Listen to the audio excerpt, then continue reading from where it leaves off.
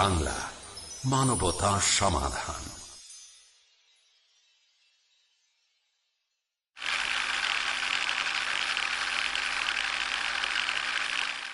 Line answer is sufficient. God himself paid the price. And Jesus said, I am. I'm a non-vegetarian. 21st century will belong to vegetarians. This cause of death in the world. Veg or non-veg? If I prove that an apple is better than a mango, that doesn't mean mango is prohibited. I have some problems with this.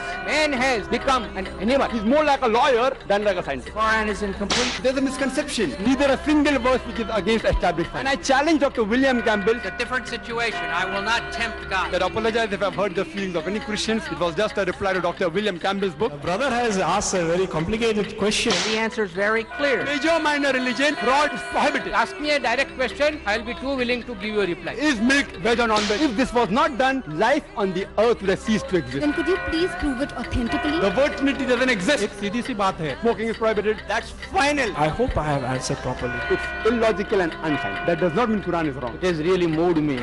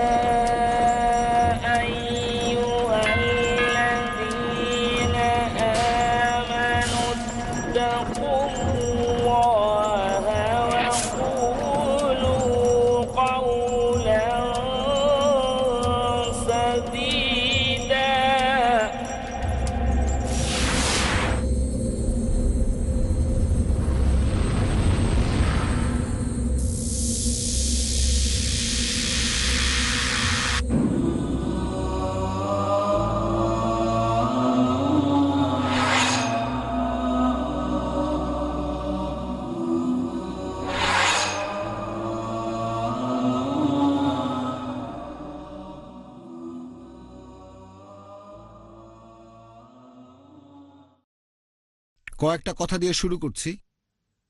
বিজ্ঞান ও প্রযুক্তিতে আকর্ষণীয় সফলতা অর্জিত হলেও এটা দুঃখজনক যে cancer রোগের ঔষধ এখনো আবিষ্কৃত হয়নি। ধর্মীয় মৌলবাদও দ্রুত এবং বিপজ্জনকভাবে ছড়িয়ে পড়ছে। কয়েকদিন আগে মুম্বাইয়ে সহমত আয়োজিত এক প্রদর্শনীতে আমরা এই মৌলবাদীদের তাণ্ডব লক্ষ্য করেছি। ওই প্রদর্শনী তারা ধ্বংস করে দেয়। বাবরি মসজিদ ঘটনার পর বিভিন্ন পত্রিকায় প্রকাশিত ব্যঙ্গচিত্র বা কার্টুন নিয়ে ওই প্রদর্শনীর আয়োজন করা হয়েছিল। বাংলাদেশের একজন মহিলা লেখিকাকে হত্যার জন্য ধর্মীয় মৌলবাদীরা রাস্তায় নেমেছে। তিনি লজ্জা উপন্যাস লেখার পরে বেশ বিতর্কিত হয়ে উঠেছেন। আমেরিকায় খ্রিস্টান মৌলবাদীরা গর্ভপাতের ক্লিনিকগুলোকে বোমা মারার চেষ্টা করছে, কিন্তু এক্ষেত্রে সবচেয়ে বেশি সর্বোচ্চ পুরস্কার পাওয়া উচিত হচ্ছে ইরানের। আপনারা জানেন যে ইরান ফুটবলের ব্যাপারে বেশ আগ্রহী। বিশ্বকাপের খেলাগুলো তারা টেলিভিশনে সরাসরি প্রচার করে, কিন্তু ক্যামেরার কারসাজিতে ফুটবল খেলায় দর্শকদেরকে ইরানে দেখা যায় যে তারা মার্জিত পোশাক পরে আছে, উপরের অংশ খোলা। এরকম কোনো পুরুষ সেখানে দেখা যায় না। হাফ প্যান্ট পরে কোনো মহিলা দর্শকও নেই। এ ধরনের খোলামেলা পোশাক পরা কোনো দর্শকই সেখানে নেই। ক্যামেরার কারসাজিতে দেখানো হচ্ছে যে সবাই মার্জিত পোশাক পরে আছে, যেন আমেরিকায় তখন কনকনে শীত। যদিও আমরা জানি সেখানে তাপমাত্রা 30 ডিগ্রি সেলসিয়াস থেকে 40 ডিগ্রি সেলসিয়াসের কাছাকাছি, কারণ তারা ইরানে স্বল্প পোশাক পরিহিত এইসব পুরুষ ও মহিলা দর্শকদের দেখাতে চায়নি।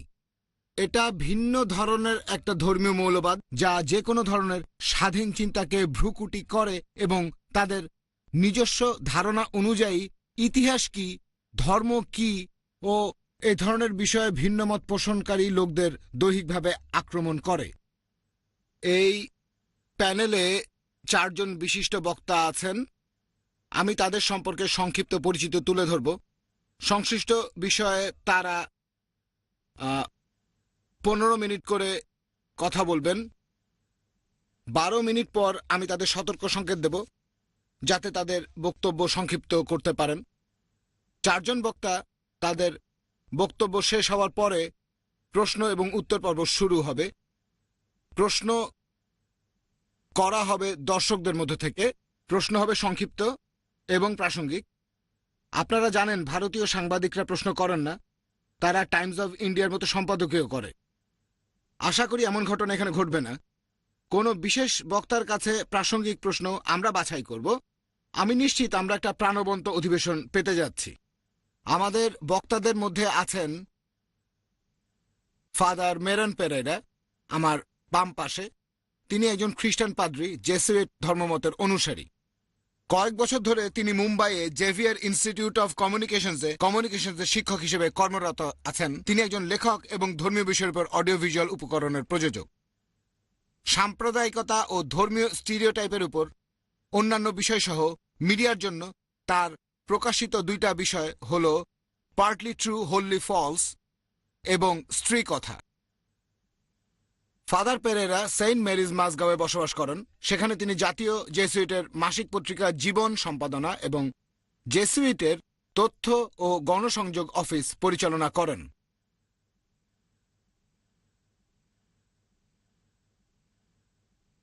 এখানে আরও আছেন ডক্টর বাসুদেব বিয়াস।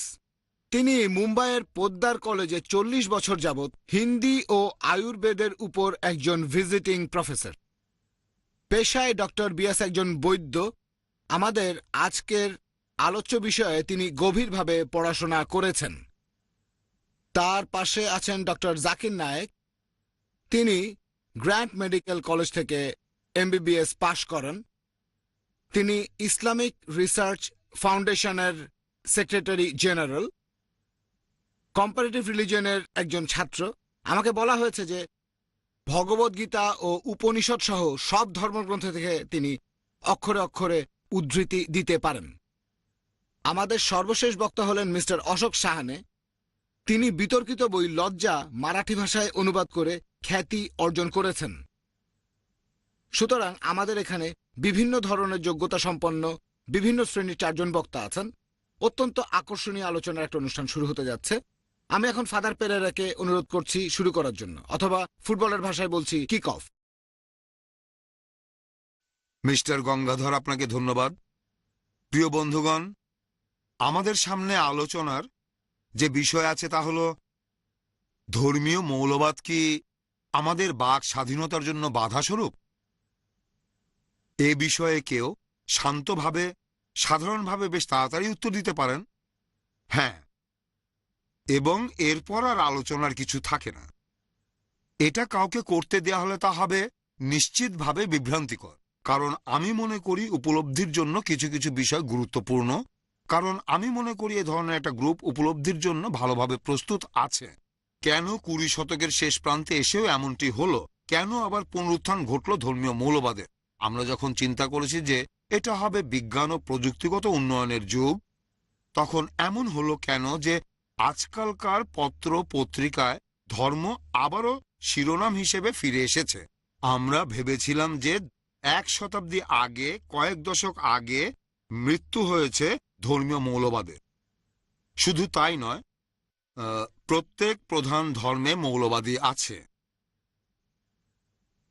আজকের প্রাসঙ্গিক বিষয় হল মুসলিম মৌলবাদ এবং বাংলাদেশে তসলিমা নাসরিনের বিরুদ্ধে একের পর এক আক্রমণ। এমন দৃষ্টান্ত পাকিস্তানে এবং সমগ্র মুসলিম বিশ্বে রয়েছে। হ্যাঁ, হিন্দু মৌলবাদ আছে, খ্রিস্টান মৌলবাদ আছে, আছে জাইয়নবাদ, ইহুদি মৌলবাদ। আমি মনে করি আমরা এখনো বৌদ্ধ মৌলবাদের মুখোমুখি হইনি, কিন্তু শিখ মৌলবাদ আছে। সুতরাং এটা শুধু একটা ধর্মীয় বিষয় নয়, বরং একটা রাজনৈতিক বিষয়। আমি মনে করি এটা একটা গুরুত্বপূর্ণ বিষয়। আজকের আলোচনায় আমরা এটা দূরে সরিয়ে রাখতে চাই। সুতরাং এখন আমি যা করতে চাই তা হলো, আমি খ্রিস্টান মৌলবাদ সম্পর্কে আলোচনা করব না। কিছুক্ষণ আগে কয়েকজন সংগঠককে বলেছিলাম যে এ দেশে এটা প্রাসঙ্গিক রাজনৈতিক সমস্যা নয়। আমরা যদি আমেরিকায় থাকতাম তাহলে তা নিয়ে আলোচনা করতাম। এখানে তা গুরুত্বপূর্ণ নয়। যা হোক, যা গুরুত্বপূর্ণ বলে আমি মনে করি তা হলো মৌলবাদীদের মানসিকতা উপলব্ধি করা। এর বিশদ ব্যাখ্যার সহায়তার জন্য আমি কয়েকটা বিষয় আপনাদের সামনে তুলে ধরছি। আমি আশা করি আমি যা বলতে চাই সে বিষয়ে আপনারা কিছুক্ষণ পর প্রশ্ন করবেন। মৌলবাদ হল গোঁড়া ধর্মীয় বিশ্বাস ও পরম্পরাগত প্রথার প্রতি কঠোর আনুগত্য। সুতরাং এটা হল গোঁড়া ধর্মীয় বিশ্বাস ও পরম্পরাগত প্রথার প্রতি আনুগত্যে কঠোরভাবে সংলগ্ন থাকা। এটা হলো অক্সফোর্ড ডিকশনারির সংজ্ঞা। যেমন ধরুন ধর্মগ্রন্থের সহজাত অর্থ একটা, আক্ষরিক ব্যাখ্যা অন্যটা, অথবা এ ধরনের আরও কিছু একটা। এখন প্রত্যেকের ধর্মীয় দৃষ্টিভঙ্গি অপরিহার্যভাবে মৌলবাদী নয়। আমি মনে করি এটা একটা গুরুত্বপূর্ণ বিষয় যার উপর জোর দিতে হবে। আসল কথা হলো, আপনি একজন ধার্মিক ব্যক্তি, আপনার মৌলবাদী হওয়ার প্রয়োজন নেই। এবং সাধারণভাবে বলা যায় যে আপনি এজন্য মৌলবাদী নন, কারণ অনেক ধর্মনিরপেক্ষ ব্যক্তি সাধারণত যুক্তি দেখায় যে আপনি একজন ধার্মিক ব্যক্তি, এজন্য আপনি একজন মৌলবাদী। এটা একদম অসত্য। আমি একজন ধার্মিক ব্যক্তি, কিন্তু যে কোনো অর্থেই আমি মৌলবাদী নই, কোনোভাবেই না। আমার মতো অসংখ্য লোক আছে, তারা হিন্দু, মুসলমান বা যাই হোক না কেন। সুতরাং প্রত্যেক ধর্মে যেমন উদার পরম্পরাগত প্রথা আছে, প্রত্যেক ধর্মে পীড়াদায়ক পরম্পরাগত প্রথাও আছে। সুতরাং আমি এখন যা বলতে চাই তার প্রথম বিষয় হলো, প্রত্যেক ধর্মে ব্যক্তি ও সম্প্রদায়কে মুক্ত করার বৈশিষ্ট্য আছে এবং একই সাথে ব্যক্তি ও সম্প্রদায়কে দমন করার বৈশিষ্ট্যও আছে। এটা লক্ষণীয়। আপনি প্রত্যেক ধর্মের ইতিহাস দেখলে দেখতে পাবেন বিভিন্ন গ্রুপের লোক তাদের দ্বারা নির্যাতিত হয়েছে। ঠিক একইভাবে অনেক গ্রুপের লোক তাদের ধর্ম পরিবর্তন করেছে স্বাধীনতা ও মুক্তি পাওয়ার জন্য।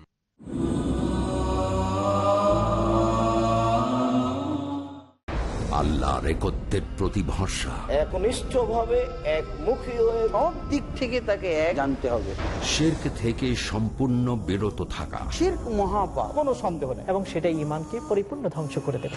সুন্নাতের অনুসরণ। আল্লাহর নিকটে মনোনীত দিন হলো ইসলাম। ইসলামে যেগুলি সুস্পষ্ট ইবাদত। কোরআন বিরোধী যে কার্যক্রমে অংশগ্রহণ কেউ করবে, আমরা নিশ্চিত করে জেনে রাখবো তিনিও আমানতের খেয়ানত করেছেন। হাসান জামিল, শাহিদুল্লাহ খান মাদানী, ডক্টর হাফেজ ABM হাসবুল্লাহ, আকরামুজ্জামান বিন আব্দুসসালাম, মুজফফর বিন মুহসিন, মোহাম্মদুল হাসান, আব্দুর রাজ্জাক, জাহাঙ্গীর আলমের উপস্থাপনায় তাওহীদ, ঈমান এবং ইসলামের মূল ভিত্তি। কবরকে সিজদা করতেছে, সেটা ইসলাম ভঙ্গের কারণ। স্রষ্টা আল্লাহ, কর্তা একমাত্র আল্লাহ। আর কি কি আছে মুমিনের দায়িত্ব জানার জন্য দেখুন আকীদা, প্রতি রবিবার ও শুক্রবার রাত 8টায়, পুনঃ সম্প্রচার সকাল 6:30 বাংলাদেশে পিস টিভি বাংলায়। আল্লাহু আকবার, আল্লাহু আকবার।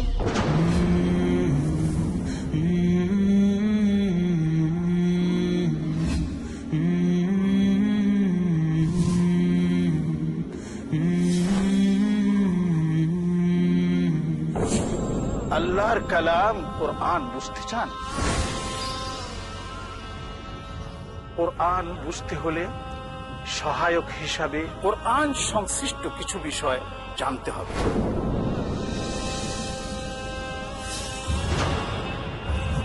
এই বিষয়গুলো আলোচিত হয়েছে উলুমুল কোরআন শিরোনামে।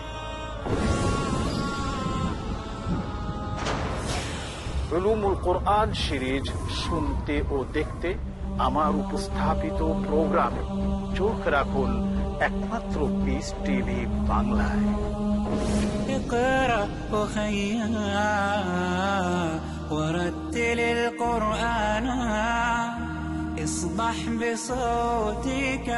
কুরআনকে ভালোভাবে বুঝবার জন্য কি কি বিষয়ে জ্ঞান রাখা জরুরি জানতে হলে দেখুন উলমুল কুরআন ও ইসলামী আদর্শ, প্রতি রবিবার রাত 8:30 পুনঃ সম্প্রচার সকাল 7টায় বাংলাদেশে পিস টিভি বাংলায়। দ্বিধা, দ্বন্দ্ব, মূল্যবোধের অভাব, প্রকৃত বিশ্বাসের অভাব, অসচেতন জীবনযাপন, ধর্মকে ভুলভাবে তুলে ধরা, ধর্মীয় গ্রন্থের পরিবর্তন এবং সংস্করণ যথাযথ তথ্য পেতে সকল ক্ষেত্রে আমি সংগ্রাম করছি সত্য প্রকাশ করতে, কারণ এটা যেন আপনার অধিকার আর আমার দায়িত্ব সত্যটা বলা। দেখুন সত্য উন্মোচন কাল রাত 9টায় পুনঃ সম্প্রচার সকাল 7:30 বাংলাদেশে পিস টিভি বাংলায়।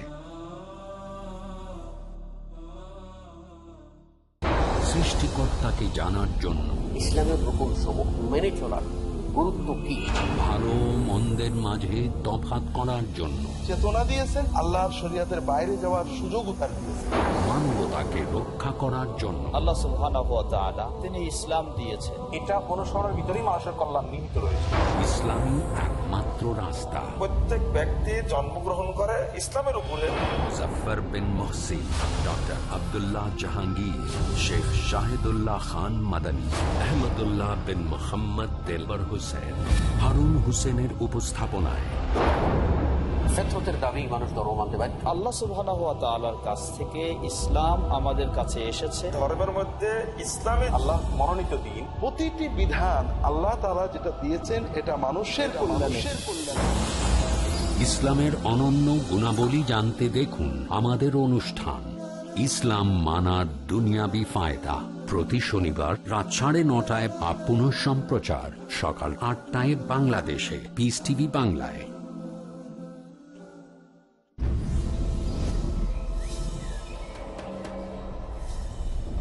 ইসলাম থেকে দূর, অবৈধ সম্পদের মোহ, বিপথে গমন, অপসংস্কৃতির চর্চা, আরো অনেক সমস্যা, হতাশাগ্রস্ত যুব সমাজ।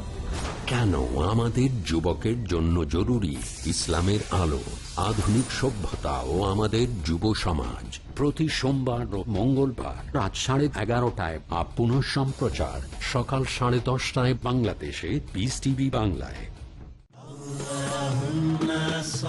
নবীজি মুহাম্মদ সাল্লাল্লাহু আলাইহি ওয়াসাল্লামের মণিমুক্তা আব্দুল্লাহ ইবনে মাসউদ রাদিয়াল্লাহু আনহু থেকে বর্ণিত, রাসূলুল্লাহ সাল্লাল্লাহু আলাইহি ওয়াসাল্লাম বলেন, সত্যকে আঁকড়ে ধরা তোমাদের উপর আবশ্যক কর্তব্য, কারণ সত্য পুণ্যের পথ দেখায় আর পুণ্য জান্নাতের পথ দেখায়। যে ব্যক্তি সর্বদা সত্য কথা বলে এবং সত্য বলতে চেষ্টা করে, আল্লাহ তাআলার নিকট তাকে সত্যবাদী হিসেবে লিপিবদ্ধ করা হয়। আর তোমরা মিথ্যা থেকে দূরে থাকো। মিথ্যা পাপাচারের পথ দেখায় আর পাপাচার জাহান্নামের পথ দেখায়। যে ব্যক্তি সর্বদা মিথ্যা কথা বলে এবং মিথ্যা বলতে চেষ্টা করে, আল্লাহ তাআলার নিকট তাকে মিথ্যুক বলে লিপিবদ্ধ করা হয়। সহিহ বুখারী 8ম খণ্ড, শিষ্টাচার অধ্যায়, অনুচ্ছেদ 69, হাদিস নম্বর 6094। সহিহ মুসলিম 4th খণ্ড, সৎ কাজ, সদ্ব্যবহার ও শিষ্টাচার অধ্যায়, অনুচ্ছেদ 1079, হাদিস নম্বর 6307।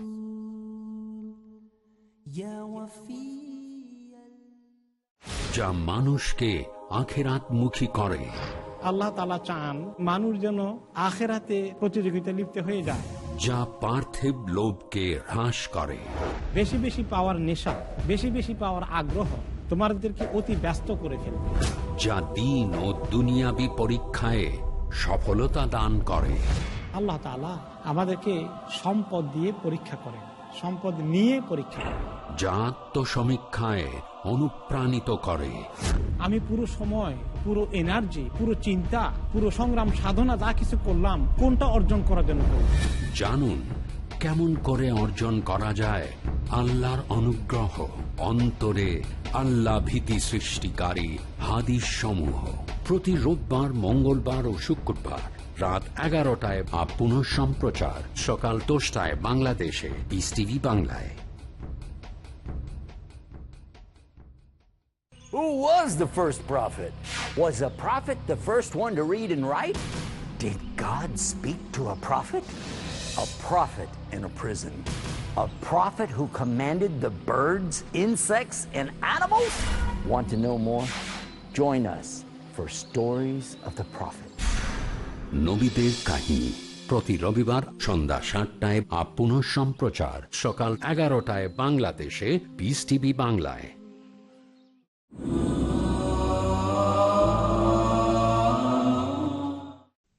সুতরাং যে কোনো ধর্মের উদার পরম্পরাগত প্রথাকে ধর্মগ্রন্থের আলোকে খোলাখুলিভাবে ব্যাখ্যা করা যায়। অন্য মতামত নিয়েও উন্মুক্ত আলোচনা করা যায়। বিশেষ করে বহুমতের গ্রহণযোগ্যতা নিয়ে খোলাখুলি আলোচনা করা যায়। অনেক বিষয় আছে, কিন্তু আমি মনে করি আমাদের নিজস্ব প্রেক্ষাপটেই 3টা বিষয় গুরুত্বপূর্ণ। প্রথমত, ধর্মগ্রন্থের ব্যাখ্যা। দ্বিতীয়ত, অন্য মতামত নিয়ে আলোচনা তাদের মতকে সমর্থন না করলেও তারা আপনার ধর্মের লোক হোক অথবা অন্য ধর্মের লোক হোক না কেন, খ্রিস্টান মৌলবাদীদের কথাই ধরুন।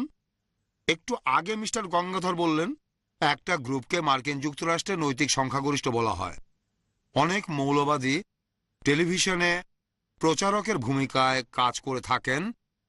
মাঝে মাঝে আপনি তাদের কথা রেডিও শ্রীলঙ্কা থেকে শুনতে পাবেন এবং কখনো কখনো আমেরিকান টেলিভিশন থেকেও। এখন একটা বিষয় হলো তারা গর্ভপাতের ক্লিনিকে বোমা মারে, কারণ তারা নির্ভীকভাবে বিশ্বাস করে যে একটা শিশুর গর্ভপাত ঘটানো হত্যার শামিল। এই জন্য তারা বলে আমরা হত্যাকারীদের হত্যা করব। হ্যাঁ, তাদের যুক্তি অনুযায়ী ঠিক আছে, এবং এজন্য তারা বোমা মারে। ফলে তারা এ বিষয়ে কোন রকম আলোচনা করতে রাজি নয়, মোটেও রাজি নয়। সুতরাং প্রথম বিষয় হলো ভিন্ন মতের লোকদের সাথে আলোচনা করা, ধর্মগ্রন্থের ব্যাখ্যা করা এবং বহু মতকে গ্রহণ করা। এত সত্ত্বেও মৌলবাদী দৃষ্টিভঙ্গি সমাজের ঈশ্বরতান্ত্রিক দৃষ্টিভঙ্গি থেকে উৎসারিত হয়। এখন এই শব্দটিকে ব্যাখ্যা করার জন্য আমাকে অল্প কিছু সময় দিন। ঈশ্বরতন্ত্র হলো একটা বিশ্বাস যেখানে ধরে নেওয়া হয় যে ঈশ্বর একাই শাসক এবং আমরা সবাই ঈশ্বরের আইনের অধীন। এমন অবস্থায় মানুষের এক ধরনের সম্মতিতে অথবা সংখ্যাগরিষ্ঠ লোকের সম্মতিতে মানুষ তাদের নিজস্ব আইন তৈরি করতে পারে না, বরং মানুষকে ঈশ্বরের আইন মানতে হয়, আর ঈশ্বরের বিধান আসে ধর্মগ্রন্থের মাধ্যমে। ফলে কোনো ধর্মভিত্তিক সরকার যদি এটাকে ভিত্তি হিসাবে গ্রহণ করে তাহলে সেখানে আলোচনার কোনো সুযোগ থাকে না। ফলে যদি আপনারা গ্রহণ না করেন তাহলে আপনারা ভুল করছেন, আমি ভুল করছি না, এ বিষয়ে আমি সঠিক পথে আছি। সুতরাং মোটামুটিভাবে এটা বলা যায় যে খ্রিস্টান সরকার ব্যবস্থায় ইউরোপ সহ বিশ্বের অধিকাংশ সরকারের অবস্থা এই রকম ছিল সপ্তদশ শতাব্দী পর্যন্ত। অনেক খ্রিস্টান অথবা খ্রিস্টান সরকার নিয়মিতভাবে বিরোধীদের খুঁটিতে বেঁধে পুড়িয়ে মারত। ধর্মগ্রন্থগুলোর কিছু নীতির প্রতি যারা বিশ্বাস করত না তাদেরকে নিয়মিতভাবে খুঁজে খুঁজে বের করা হতো। দৃষ্টান্ত হিসেবে বলা যায় যে আমরা সবাই জানি উইচ হান্টিং কি। এখনো আমরা তা ব্যবহার করি, অন্য মতাবলম্বীদের আমরা খুঁজে বের করি এবং একে বলা হয় উইচ হান্ট। কিন্তু সত্যিকার ঐতিহাসিক উইচ হান্ট সংগঠিত হয় জার্মানিতে 16শ শতাব্দীতে। তা ছিল অত্যন্ত ভয়াবহ। হাজার হাজার মহিলাকে শুধু ডাইনি সন্দেহে প্রচন্ডভাবে বেত্রাঘাত করা হয় এবং তারপর খুঁটিতে বেঁধে আগুনে পুড়িয়ে মারা হয়, কারণ উইচ হান্টিং। তাদের শয়তানের স্ত্রী বলে ধারণা করা হয়। এভাবে খ্রিস্টান ধর্মে যারা প্রচলিত নিয়মের বাইরে চলে গিয়েছিল তাদের উপরে ধর্মীয় কর্তৃপক্ষই অনেক রকম অত্যাচার চালিয়েছে। অনেক সময় তারা অত্যাচার করেছে নিরীহ মানুষের উপর। আরও অনেক সময় নতুন নতুন আবিষ্কার অথবা নতুন কোনো জ্ঞানকে তারা বাধা দিয়েছে। সে সময় কর্তৃপক্ষ ছিল কুসংস্কারে ভর্তি, তাই নতুন কোনো কিছুই তারা গ্রহণ করত না। গ্যালিলিও ঘটনার সাথেও আপনারা পরিচিত। গ্যালিলিওর শিক্ষাকে চার্চ নিষিদ্ধ করে, তাকে ভুল স্বীকার করতে বলে এবং তাকে কারারুদ্ধ করা হয়। ঠিক আছে, এটাই হলো ঈশ্বরতন্ত্রের ইতিহাসের পটভূমি। বর্তমানকালে বিশ্বের অধিকাংশ দেশ ঈশ্বরতান্ত্রিক দেশ নয়, তবে বিশ্বের কোনো কোনো অঞ্চলে একটা প্রবণতা দেখা যায় যে তারা ধর্মভিত্তিক দেশে ফিরে যেতে চায়। এ বিষয়ে আমরা পরে বলবো। একটা বিষয় বলছি, তা হলো আইন যার ভিত্তি হলো প্রত্যাদেশ। ধর্মনিরপেক্ষ দেশে তা প্রত্যাদেশের উপর ভিত্তিশীল নয়, এটা আমরা বলতে পারি। এর কারণ এটা কোনো কিছুর উপর ভিত্তিশীল নয়। বিজ্ঞানসম্মত হলেও সেটা গুরুত্বপূর্ণ নয়। ধর্মবিশ্বাস হলো গুরুত্বপূর্ণ। বিশ্বাস না থাকলে তা অর্জন করুন অথবা চুপ থাকুন। দ্বিতীয় বিষয় হলো যারা এই বিধানকে লালন করে তারা হলো পুরোহিততন্ত্রের পদ্ধতি, তা গণতান্ত্রিক নয়। ধর্মনিরপেক্ষ সরকার, ধর্মনিরপেক্ষ দেশে আপনারা আপনাদের প্রতিনিধি পছন্দ করতে পারেন। অনেক সময় পছন্দ ঠিক হয় না অথবা ত্রুটিপূর্ণ হয়, কিন্তু যাই হোক তাদেরকে পছন্দ করার অধিকার আপনাদের আছে। এভাবেই গণতান্ত্রিক নির্বাচনী প্রক্রিয়া কার্যকর হয়। কিন্তু ঈশ্বরতান্ত্রিক সরকারে এটা সম্ভব না, এটা পুরোহিততান্ত্রিক। এর অর্থ হলো সাধারণত কতিপয় এলিট অর্থাৎ ধর্মীয় এলিটরাই সিদ্ধান্ত নেয়। খ্রিস্টান ইউরোপে এটা করে পাদ্রীরা এবং যাদেরকে তারা প্রভাবিত করে তারা। অনেক ইসলামিক দেশে এই সিদ্ধান্ত গ্রহণ করে উলেমারা। সম্প্রতি আমরা লক্ষ্য করেছি অযোধ্যা প্রশ্নে চরম উত্তেজনার সময় সন্ত এবং মহন্তরা সামনের কাতারে এগিয়ে আসে। এমনকি বিশ্ব হিন্দু পরিষদের মধ্যেও যারা নেতৃত্বের জন্য প্রতিযোগিতা করছিল তারাও এগিয়ে আসে। সুতরাং দেখা যাচ্ছে যে যখন আপনারা মৌলবাদের সাথে জড়িয়ে পড়েন তখন আপনারা এই বিষয়টা এড়াতে পারেন না যে ধর্মীয় নেতারা সামনের কাতারে আসবে এবং সমগ্র আন্দোলনের নেতৃত্ব দেবে। এখানে আমি শুধুমাত্র একটি বিষয় উল্লেখ করলাম যে ঈশ্বরতন্ত্র এবং ঈশ্বরতন্ত্রের সাথে মৌলবাদ কিভাবে জড়িয়ে পড়ে তার প্রকৃতি সম্পর্কে। সুতরাং মৌলবাদ হল প্রত্যাদেশের উপর কঠোর আনুগত্য এবং প্রত্যাদেশ সম্পর্কে পাদ্রী শ্রেণীর লোক অন্যদের জন্য যে ব্যাখ্যা করেছেন তার প্রতি অনুগত থাকা। পরিশেষে সর্বশেষ বিষয়টা আমি বলবো, কেন এমন হলো যে আজকাল মৌলবাদের এমন বিস্তার হতে দেখা যাচ্ছে? আমরা যখন এক ধরনের বৈজ্ঞানিক যুগের শেষ প্রান্তে আছি তখন এমন অবস্থা হলো কেন? বিষয়টা আপনাদের উপর ছাড়লাম। এটা স্পষ্ট ইঙ্গিত করে এটা হলো বিজ্ঞানের ব্যর্থতা ও ধর্মনিরপেক্ষতার ব্যর্থতা। আসল কথা হলো তৃতীয় বিশ্বের অনেক অনেক গণতান্ত্রিক দেশে এর সরকারগুলো হলো অলস ও দুর্নীতিগ্রস্ত। অন্য কথায় তারা ন্যায়ভিত্তিক ও পক্ষপাত শূন্য সমাজ প্রতিষ্ঠায় সফল হতে পারেনি। অন্যদিকে ধর্মনিরপেক্ষরা ধর্মকে একেবারে হিসাবে আনেনি এবং তারা জানলা দিয়ে তা ছুঁড়ে ফেলে দিয়েছে। মার্ক্সবাদী দেশ, বিভিন্ন কমিউনিস্ট দেশ, ইস্টার্ন ব্লকের মতো ধর্মনিরপেক্ষ বিশ্বের কোনো কোনো এলাকায় ধর্ম পালন করা নিষিদ্ধ। এজন্য আপনাকে মেরে ফেলা হতে পারে এবং আপনারা একটা পৃথক গ্রুপ হিসাবে চিহ্নিত হবেন। সুতরাং এটাও একটা কারণ যে আপনারা যাকে বাইরে ছুঁড়ে ফেলেন এবং যা নিষিদ্ধ করার চেষ্টা করেন তা আবার পেছনের দরজা দিয়ে ফিরে আসে। আরও স্মরণ রাখতে হবে যে ইসলামী বিশ্বে হাজার হাজার লোকের কাছে পাশ্চাত্যের অভিজ্ঞতা হলো এক ধরনের অবিচার। কয়েক বছর আগে যখন সালমান রুশদিকে নিয়ে সংকট ছড়িয়ে পড়ে তখন আমি কথা বলেছিলাম এমভি কামাথের সাথে। আমরা এ বিষয়ে আলাপ করেছিলাম। তিনি বললেন পাশ্চাত্যে উদারনীতি কতটা সে সম্পর্কে আপনাদের কোনো ধারণাই নেই। যার প্রতীক সালমান রুশদি, এটা সাধারণ মুসলমানরা অত্যন্ত গভীরভাবে ঘৃণা করে। এটা এমন কিছু যা সালমান রুশদি তার নিজের গর্ব ও ঔদ্ধত্যের জন্য মোটেই বিবেচনা নেননি। আমি মনে করি তৃতীয় বিশ্বের লক্ষ লক্ষ মানুষের এই অভিজ্ঞতাকে বিবেচনায় আনা উচিত। তারা ইসলামী দেশগুলোর বা বৌদ্ধ দেশগুলোর অথবা হিন্দু দেশগুলোর যাই হোক না কেন, তারা যখন পাশ্চাত্যের দিকে তাকায় তারা এটাকে বলে খ্রিস্টান পাশ্চাত্য, কিন্তু এটা খ্রিস্টান পাশ্চাত্য নয়, বরং ওটা হলো খ্রিস্টান পরবর্তী পাশ্চাত্য, কারণ ইতিমধ্যেই ওটা নাস্তিক হয়ে গেছে। আর সেই জন্য তাদের ঘৃণা করার কিছু নেই। কিন্তু এটাও একটা কারণ যে হাজার হাজার ধর্মীয় নেতা বলেন ওই ধরনের সভ্যতা থেকে তোমাদের আশা করার কিছুই নেই। তাদের ছেলেমেয়েরা ড্রাগে আসক্ত, তাদের ভবিষ্যৎ বলতে কিছু নেই, বরং তোমরা নিজেদের উৎসে ফিরে আসো, ইসলামে ফিরে আসো, হিন্দুবাদে ফিরে আসো, খ্রিস্টানবাদে ফিরে আসো, বাইবেলে ফিরে আসো। এটা হলো একটা, কি বললেন? আর 2 মিনিট। ধন্যবাদ। সুতরাং এটা হলো একটা কারণ কেন মৌলবাদ ক্রমেই জনপ্রিয় হচ্ছে। দৃষ্টান্ত হিসাবে সারা পশ্চিম এশিয়ার কথা বলা যায়। বর্তমানে যুবক মিশরীয়রা কৃষক শ্রেণী, শ্রমিক শ্রেণীর নয়, তারা মৌলবাদী হয়ে পড়েছে। তারা সবাই পাশ্চাত্য থেকে ফিরে এসেছে।